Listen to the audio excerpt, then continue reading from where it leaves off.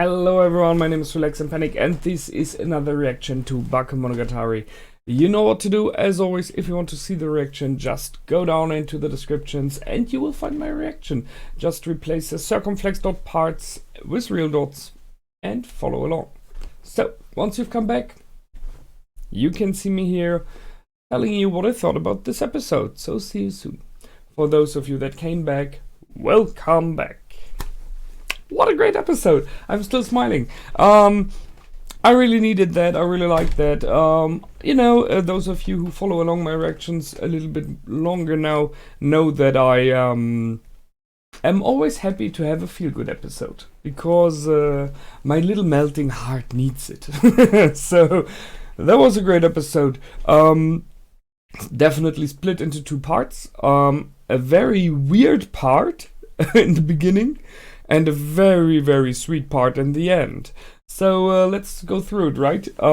So first things first, please bear with me. I really have to try to get into the first part again, because that was close to being upsetting. I know now why, or at least partially why she did it, what she did. Yeah, just let's go through it. So here we go. First thing, the intro was pretty nice, but before that they were sitting out and having, I think it was breakfast, and she simply stated she wants to go on a date, which I can completely understand and I completely approve of, because they are officially a couple now. I mean, they are. Both of them state that they are a couple, so they are, and everyone knows it seems. So normally you go on a date before you become a couple. So it's very fitting she wants one, and I can completely support that. For him it is a little bit, yeah, well, it's kind of a bit of pressure if someone tells you, I want to go on a date, because then we all have those images in our mind what a date should be like, what we should try to achieve on a date, in the meaning of making the girl happy, having a good time.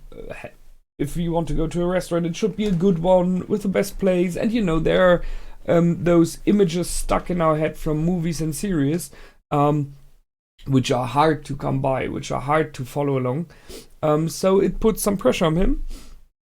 Then she did what he referred to as a lovely dovely, the fact that she was like trying to feed him. And he was not ready for that. He did not like that, which I can understand.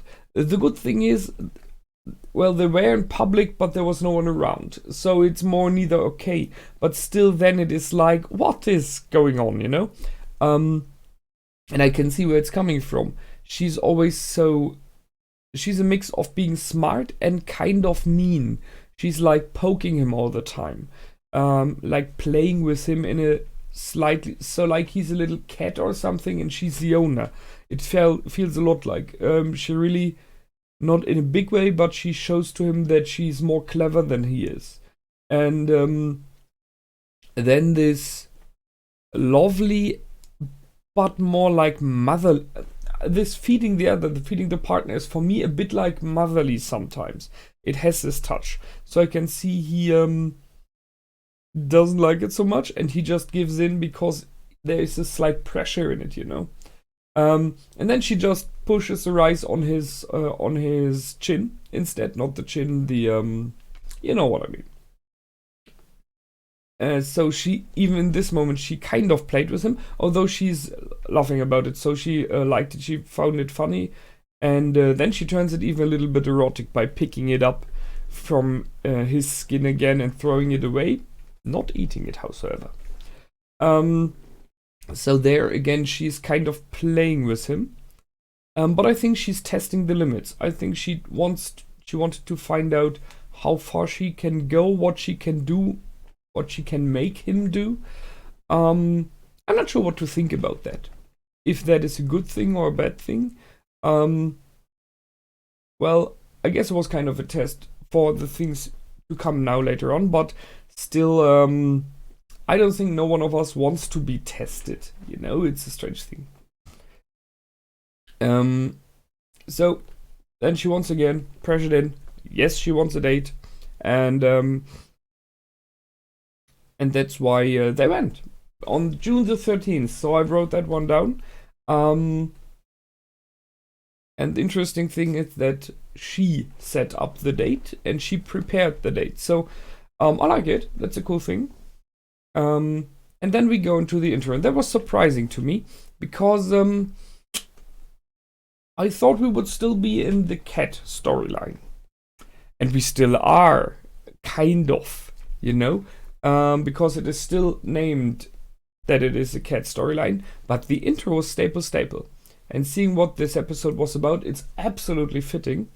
I like this kind of throwback. I like the fact that we are mixing up the storylines a bit, and I would like if that would go on in the future as well, if we would have like some of the other characters coming back, that we will have the other intro again, because that's a cool thing. It mixes it up, it keeps it interesting for it. And then it is after the intro it says staple and cat, so it's about both. Although it is mainly about Senjigahara and Araragi in this episode, they are talking about Hanakawa, and it is about the thing that Hanakawa stated in the last episode as well as in others before. The thing that he really has to think about, to care about Senjigahara, to get this relationship going and everything. So if he gets that cleared, if it is working, he takes a bit of pressure from Hanakawa as well, because he goes to her with his problems. So we then started off with the car scene, with beginning to go on a date, and was like instantly. It was so first he was riding his bicycle to her.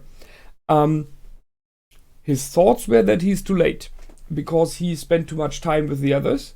And he was like, I have to hurry, I'm too late. But he was grinning as far as I could see it. So for me, it felt like he really looked forward to the date. He really was like a little bit burning, There is something. He feels something.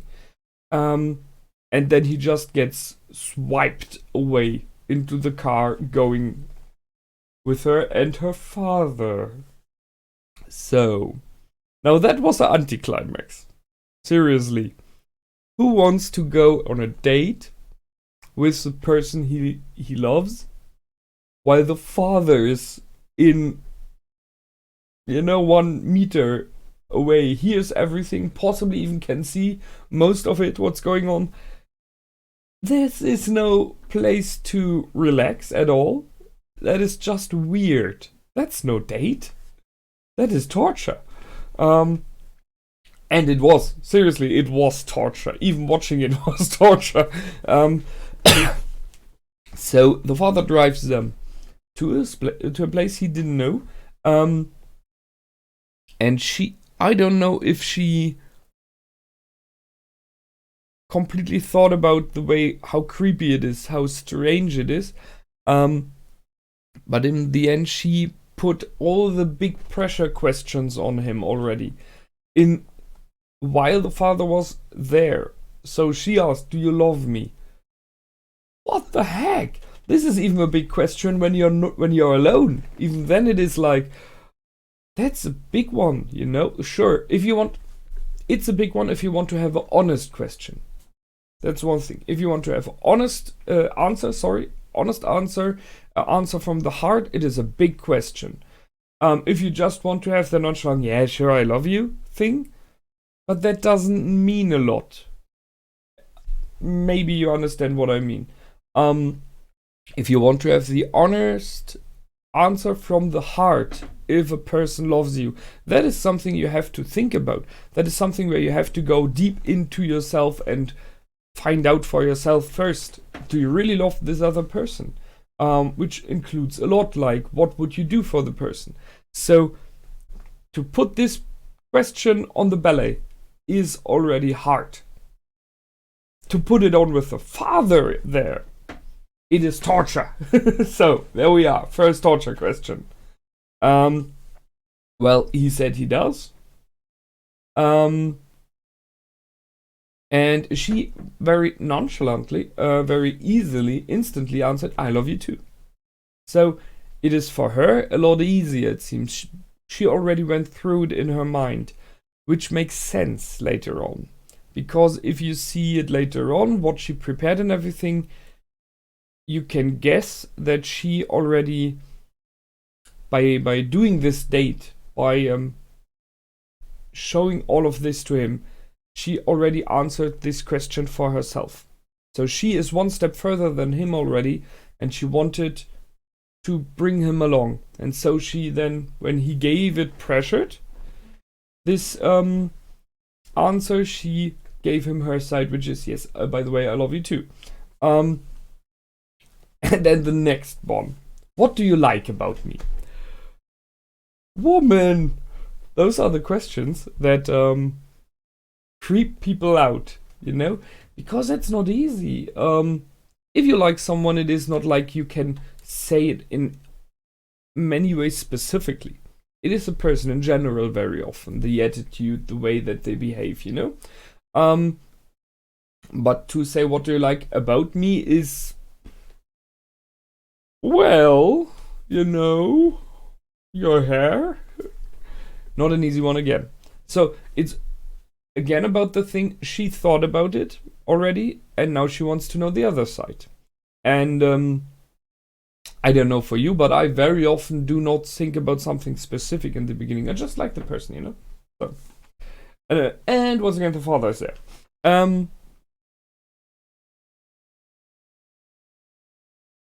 Yeah, then she played the name of the game of using names. So he's always referring to her as Senjugahara, which is her last name.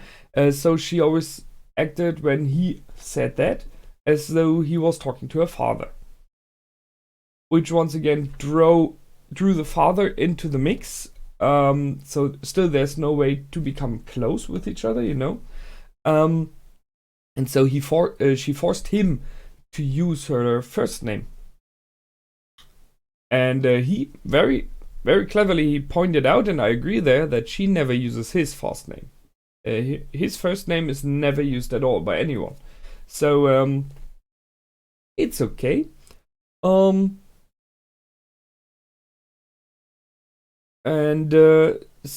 I think it is a mix. She kind of enjoyed torturing him there a bit to check if he is up for the pressure. But she did not do it out of pure meanness. She wanted to prepare things. She wanted to prepare the relationship. But still, what the heck is going on? You know? And even then, in the end, she said that she always enjoys it when she keeps him struggling and having problems with the situation, so she kind of enjoys it. Which I can understand, because he's really good at that. He really is easily lured into traps of any way. So, that's the thing that she did. And then in my opinion, he nearly screwed up. Because she was touching him and she was, kind of being nice to him. And he changed the subject to Hanekawa, which you could see she instantly changed her behavior. She stopped everything at this moment, and she then, I wouldn't say she became cold, but she focused on what he was talking about. And they talked for a very short amount about Hanekawa and her stress, and then he asked about Kambaru and her way of behaving and looking. So he jumped from a situation where there is, kind of a pressure in, but some kind of closeness which she does, which, by the way, is a way of torturing as well. Doing something like that while the father is nearby. Because he cannot react really in any way because he is afraid that the father is looking. So that was a mean thing, but he screwed this moment up nonetheless again. And so the question is, whose fault is it? So he changed the subject to 2 other girls.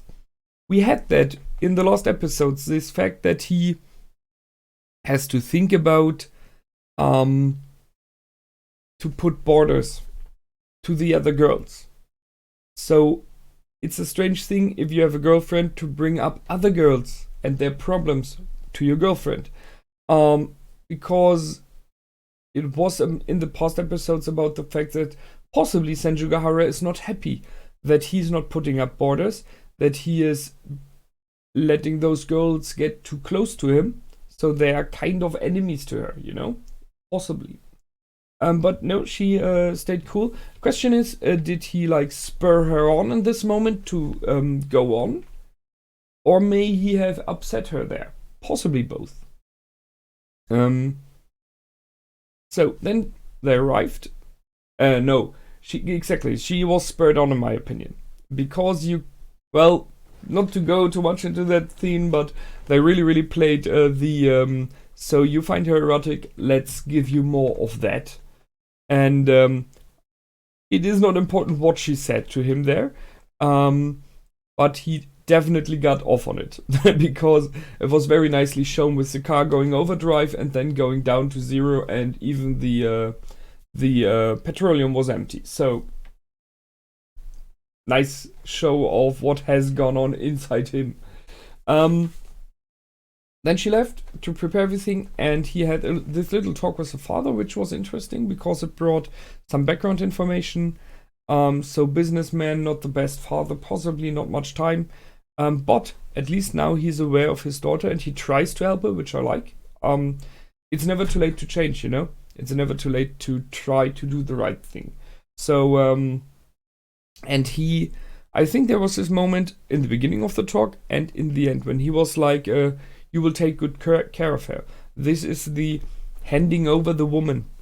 You know, it felt to me a bit like giving a blessing. So the father kind of gave the blessing to this, which you could even see as like a blessing to a marriage, but here it is just to the relationship, which is already a big thing. And Aragi wasn't fine with it and when they started talking because it was out of nowhere. But when they finished talking and the father kind of confessed to him that he screwed up a little bit in the past, and that now he feels as though Aragi did a lot of good things for Senjugahara Hitagi, that although Aragi tried to kind of lure out there, like, that wasn't all me. True, but still, you were there. You were there along the way. So when he gave this blessing in the end, and I like this fact, this change, Aragi was okay with it. It was like, thank you, you know, that's it. So there was already in this short moment a change, and this is what the whole episode was about. A strange situation in the beginning, changed to a acceptance and a feel-good moment, which brings me to the feel-good moment. So, Hitagi came back and brought him into the forest. He wasn't allowed to look up, so it's a typical, I prepared something, you're not allowed to see it until I say so thing. And then she made him lay down, and when he opened his eyes, he saw more neither this year. The stars, including some very nice light and everything, but it was about watching the stars. And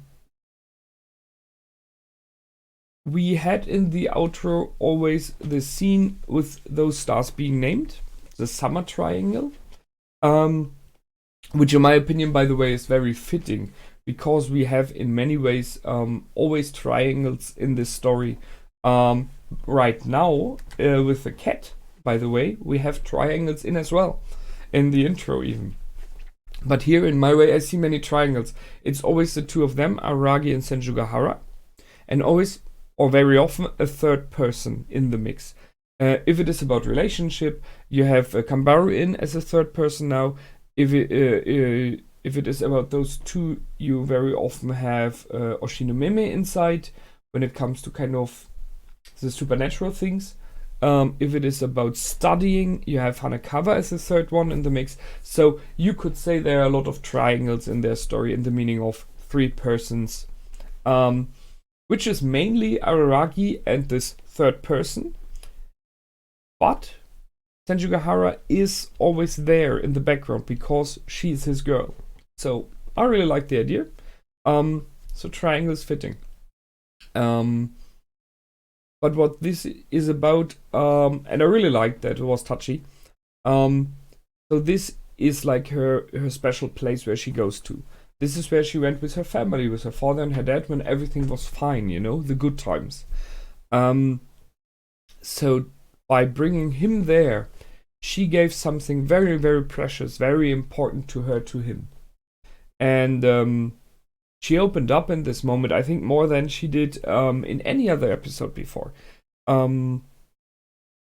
She opened her heart and she opened her soul to him, and she is in many, many ways very easily to hurt in this moment, which he didn't, which was good. I like the fact that he instantly, when he saw it, he had the awe that she possibly felt as a kid. Then she talked to him, and he seems to have really understand what this moment means to her. So he was not giving any cheesy lines. He was not giving any mean things back. He was completely listening and accepting. And I think that is the right way to do it. So she informed him kind of that, hello, Araragi, this is me. This is Hitagi. That's all I am. That's all I have. There's nothing more apart from this. Those are the things valuable to me. And those things, which is interesting, are all things we know now. It is these stars, this place, you know. It is the fact that she's studying with him, which is important to her, so they spend time. It is Kambaru, the strange girl, who's in the mix now. And him in the end. So those are these things she values, she likes, and kind of, yeah, she gives this all to him. So this is the if you think about a wedding, very often people do a speech at their wedding. Apart from the "Will you marry me? Yes, I will" stuff, talking about that the husband-to-be talks to his bride, or the other way around, and they confess their love, but they tell something about themselves. And not always, but often you have this, how do I define myself? And I give all of this into your hands. Because you will protect me, and we are one thing now. Kind of that it is. And to me, that felt a very special moment in this episode, in this series in general, because she opens up completely to him. She even informs him about the things that she maybe not be ready for yet, and that is okay, you know. Although she tries it in a jokingly way, but she does. She later on informs you that, however, she still would like to have a kiss, you know, which is okay. So a very open, tender moment. I liked it. And as I already said before, I really like that he appreciates it. That he takes it in a really good way. And then we go for the same questions we had in the car. And there's this complete change. In the car, it was pressured. In the car, you could feel the pressure when she asked him, do you love me? When she asked him, what do you like about me? You know, stuff like that. There was pressure, and you could feel it because we could see in his inside him. And here, after she opened up, she didn't ask. He said by himself, I love you, instantly. And there was no doubt in it or anything, and she answered that she does as well. So he's on her level when it comes to this now. And then they openly talked about what they like about each other. You know, okay, he's a shining prince, we had that. But he stated his side as well, and there was no pressure. That was a very tender, a really, really good moment, and I see that they made an episode out of it. Possibly for people who are more into the mystery stuff, this was a episode where they're like, well, okay, filler episode. Seriously? No, that was an important one. This is about the couple. I liked it. So, I could go on and on because I like it, but it's that's what it is about.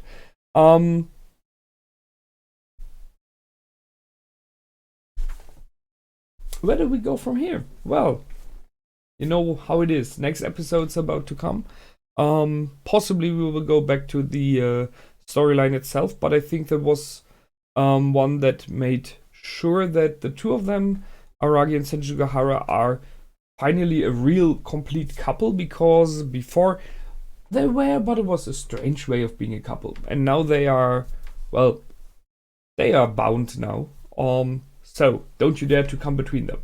And I will see you next time. You know what to do. As always, please feel free to comment, to like, to subscribe while I go and grin a bit for the next hour. And this is it from me. My name is Relax and Panic. Goodbye and out.